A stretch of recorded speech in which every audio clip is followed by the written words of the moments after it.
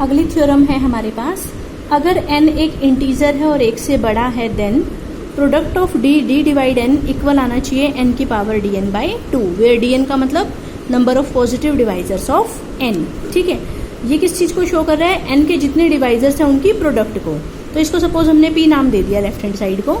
ठीक है, फिर हमने कहा मान लो d कोई नंबर है जो n को भाग करता है, भाग की डेफिनेशन लगा दी, n is equal to d into t where t is any integer. ठीक है, यहाँ से हम ये भी तो कह सकते हैं कि t डिवाइड करता है n को, ठीक है ना, क्योंकि n is a multiple of t। So t divide करता है n को और t की वैल्यू कितनी है, n बाई डी।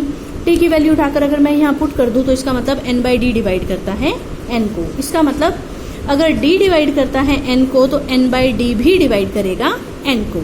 ठीक है, सो जो शुरू में p था वो हमारा ये था, product of t divide n, जो t ये था हमारा, इसको हम ऐसे लिख लेते हैं product of d where d divide n।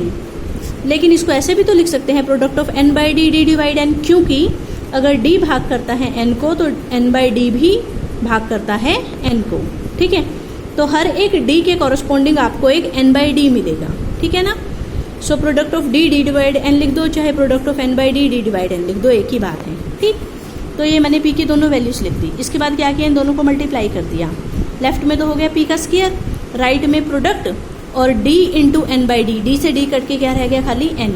इसका मतलब n की n के साथ प्रोडक्ट हो रही है कितनी बार, उतनी बार जितने n के डिवाइजर्स हैं, और n के डिवाइजर्स कितने होते हैं, dn।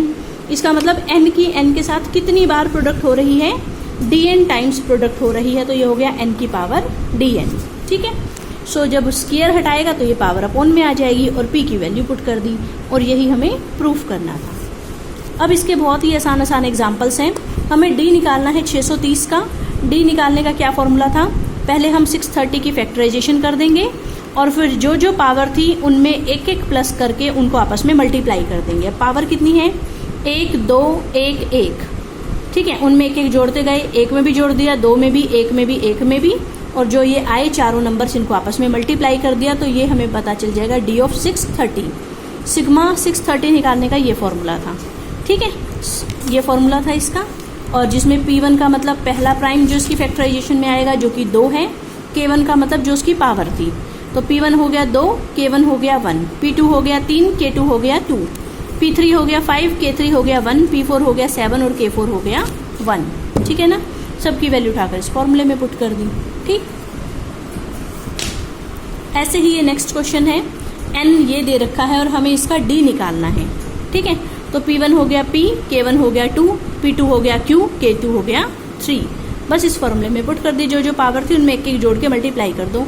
2 में एक जोड़ा, 3 में एक जोड़ा, जो आंसर आए उनको आपस में मल्टीप्लाई कर दिया। ऐसे ही सिग्मा निकालने का ये फॉर्मूला था।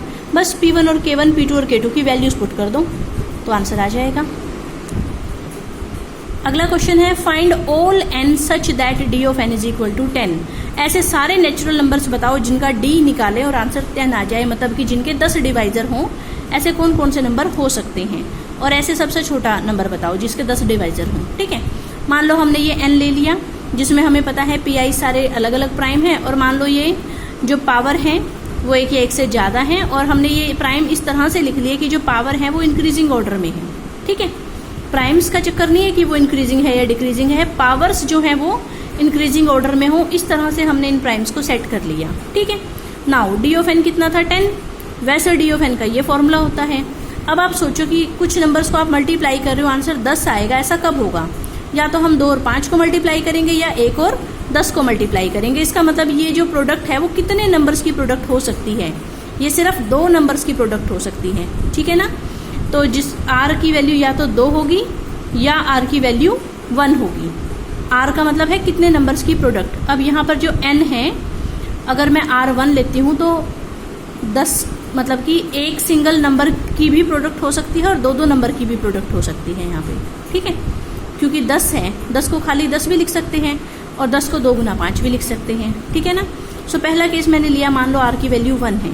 r की वैल्यू 1 का मतलब एक ही यहाँ पर प्राइम है, एक ही चीज़ है ये, मतलब यही है, बस आगे कुछ नहीं है। तो ये आ गया K1 + 1 is equal to 10, so K1 is equal to 9।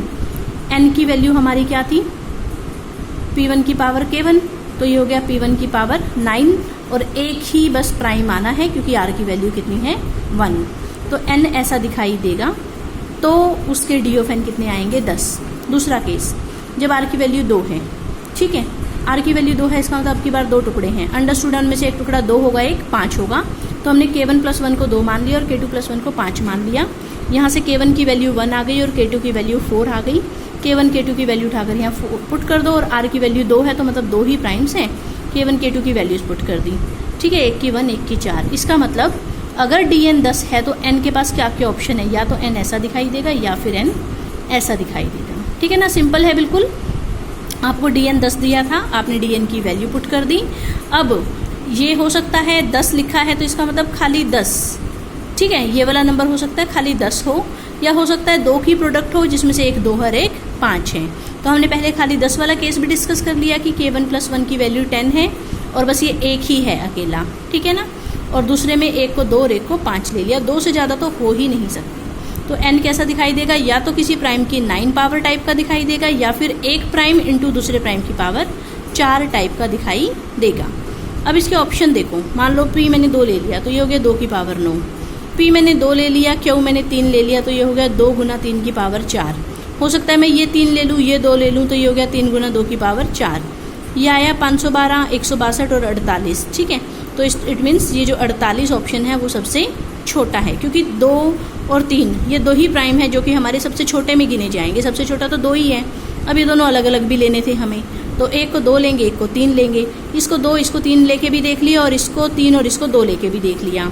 और ये तो सबसे छोटा लेना है तो 2 ही लेके देख लिया। तो इन तीनों में से 48 आंसर सबसे छोटा आया। सो 48 वो सबसे छोटा नंबर है जिसका D ऑफ n कितना आएगा 10।